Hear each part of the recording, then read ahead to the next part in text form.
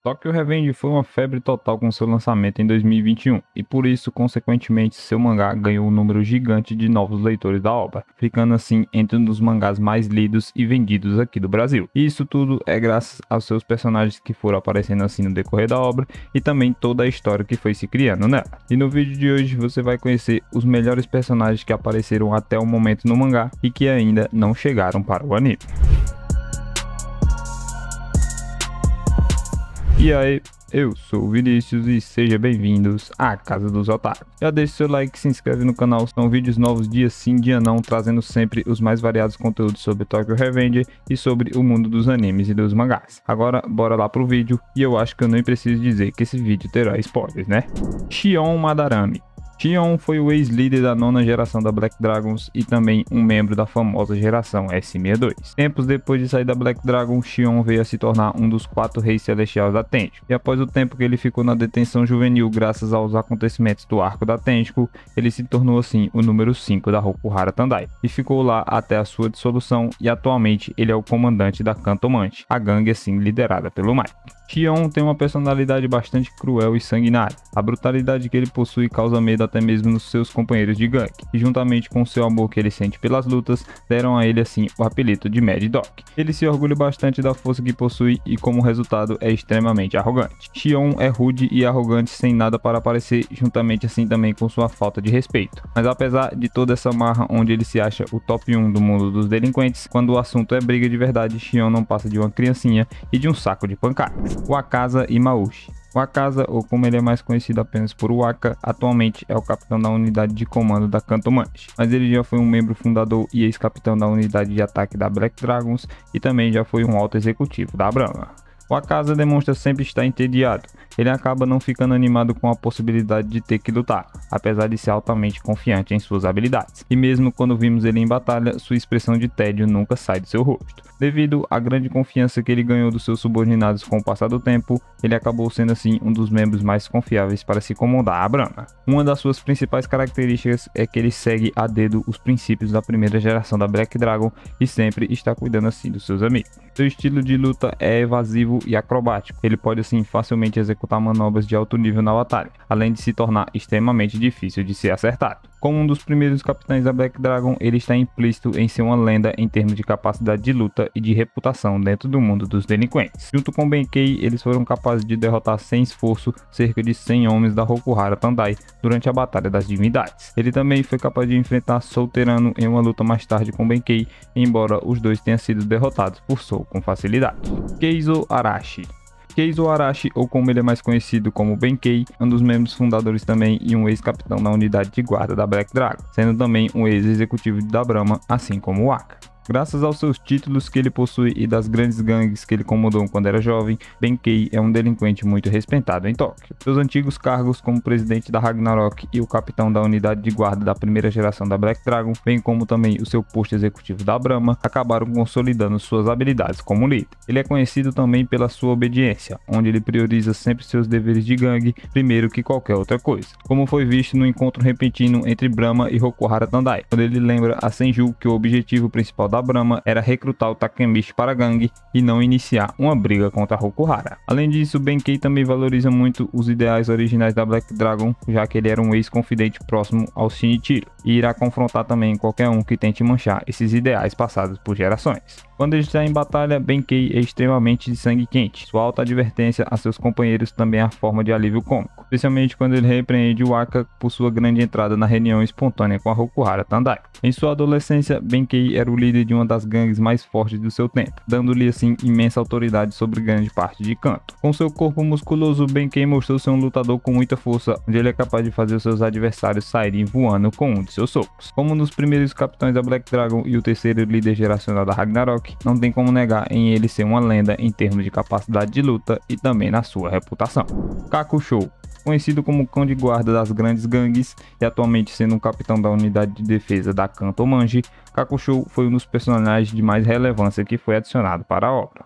Anteriormente sendo chefe dos 4 reis celestiais da Tenshinko, onde ele era o braço direito de Izana, o irmão de criação de Mike. Após a batalha contra Toma, Kakushou acabou quase sendo morto, mas logo vimos ele novamente, agora sendo um dos membros do alto escalão da Rokuhara Tandai, onde ele também é chamado de líder. Durante a luta entre Toma e a Tenchiko, Kakushou encontra seu velho amigo de infância Takemichi, mas ele diz ao seu velho amigo que ele não irá hesitar se for necessário que ele precise matar o seu velho amigo. Essa atitude assim que Kakushou tem é devido à sua lealdade insana que ele tem pelo seu mestre Izana. Os dois sofreram duas experiências mútuas quando eram órfãos, que acabaram se conhecendo e cresceram como irmãos na solidão de um orfanato. Sua lealdade com Izana é sua vontade de lutar contra inimigos de Izana ou qualquer um que os veja como oponente, tornando o próprio Kakushou um servo que sempre deseja agradar o seu rei. A força de Kakushou é reconhecida assim como uma das mais fortes da Tenchiko e também de todo o mundo dos delinquentes. Sua primeira demonstração de poder foi contra Angry, que mesmo em seu estado de ogro azul chorão, não deu nem graça para o Kakushou,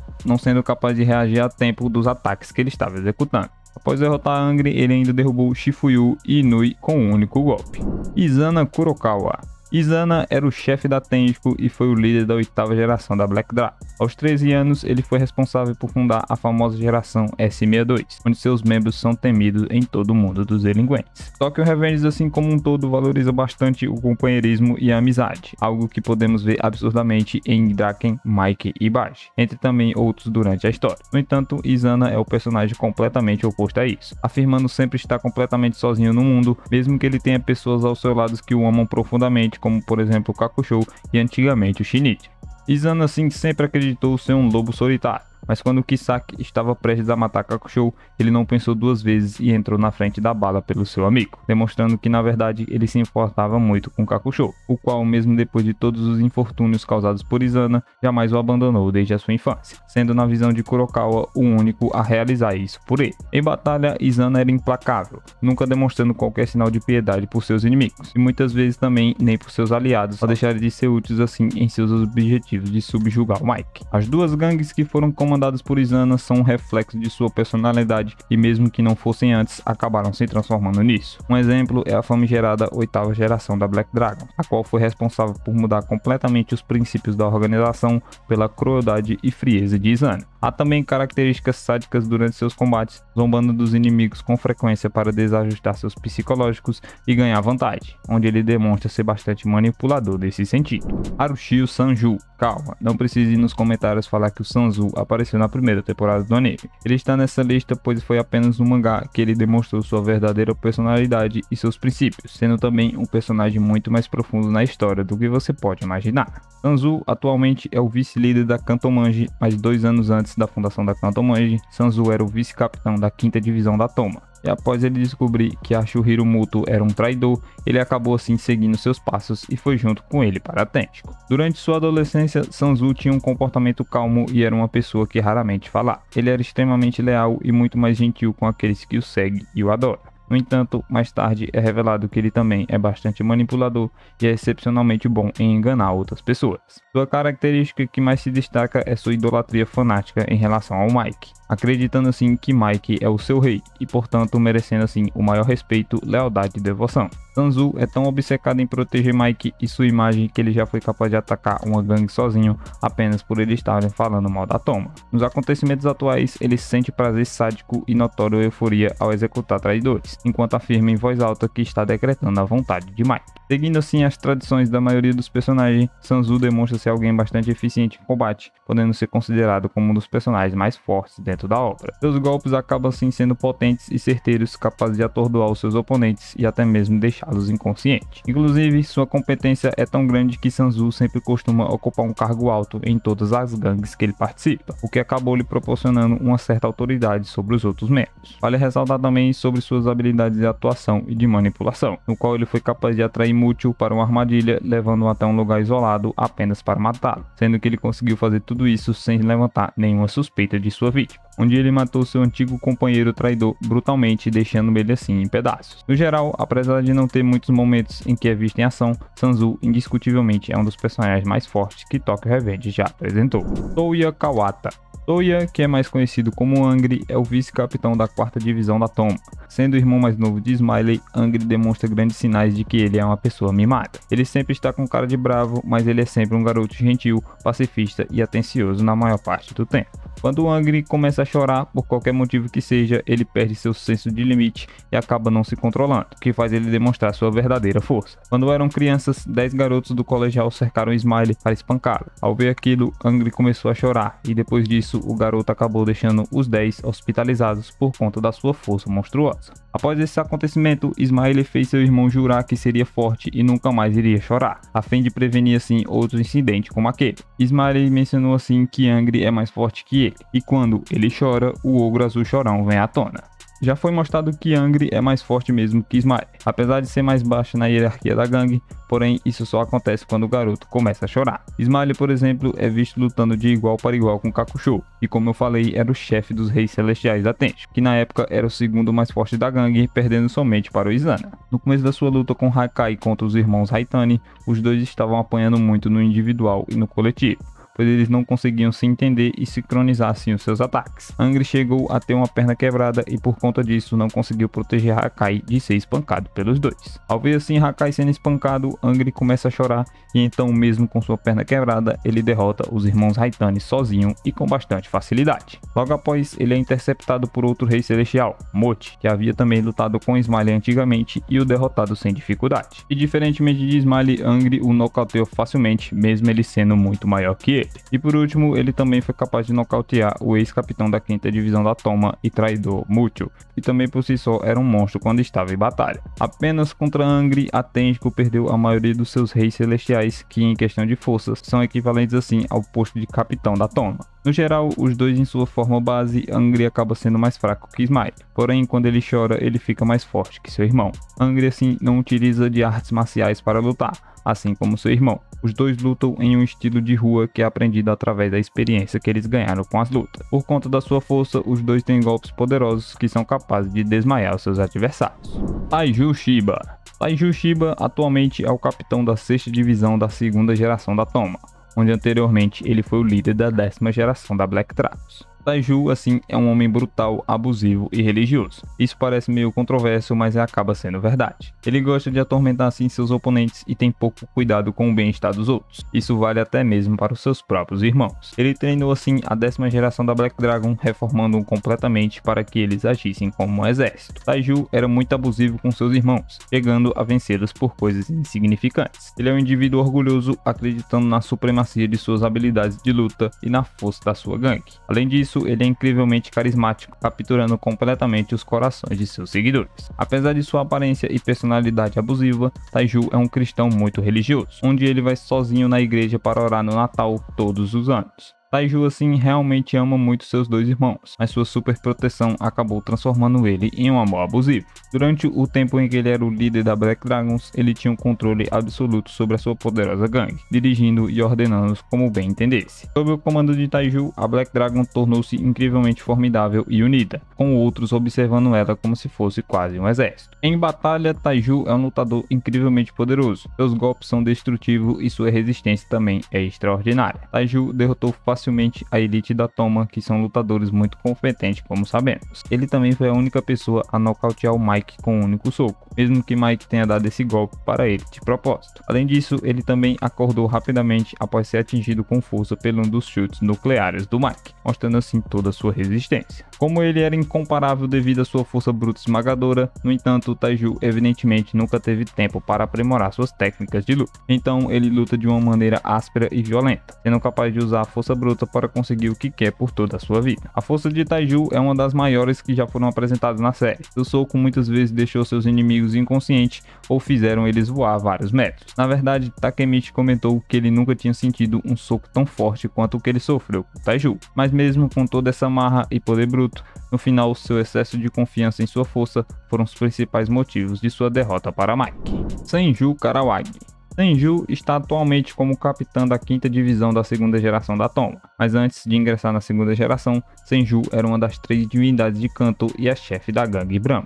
Senju comanda a Brahma através de suas perdas e triunfos e aspira a preservar a gangue como ela é, desviando ela da corrupção e da imoralidade, apesar de ser um dos mais infames bandos de delinquentes que existem em Tóquio. No entanto, seus ideais se tornaram muito desafiados à medida que ela conduz sua equipe, ocasionalmente encontrando opiniões diferentes de seus subordinados e contrariam suas crenças até que ela sucumba a uma disposição inferior e indiferente em relação a eles. Ela principalmente coloca essa fachada com seu irmão mais velho Takeyomi Akashi, consequentemente seu conselheiro, que ela acabou assim decretando ele como conselheiro durante os estágios iniciais da formação da Brahma. Senju acaba sendo ofuscada muito pelo seu irmão mais velho. Sua recusa em envolver a Brahma em uma rede de prostituição terminou em sua derrota, pois ela havia dado ordens a Takeyomi e aceitado a oferta de negócio, mesmo depois de denunciar sua natureza criminosa. Além de se submeter ao comando de Takeyomi, Senju acredita que arcar com as falhas da Brahma quando a equipe é assolada por adversidades. Ela sempre se responsabiliza e está inclinada a se culpar por eles,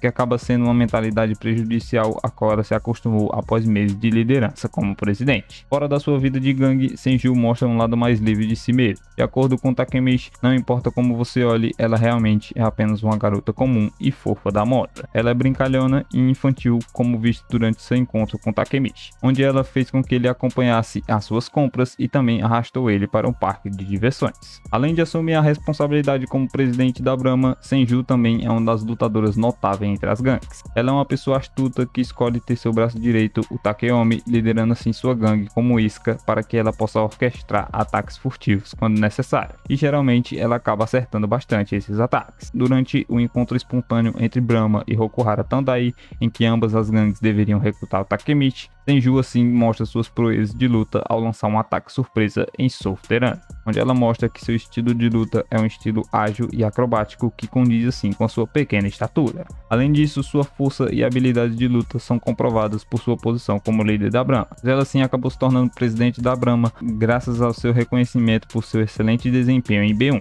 que é o ringue subterrâneo da Brahma. Embora ela tenha sido derrotada pelo Terano em uma luta de 1 contra 1 durante a Batalha das Três Divindades, as habilidades gerais de luta de Senju são louváveis e reconhecidas pelos delinquentes de Tóquio. E por último, temos o nosso brazuca Soul Terano.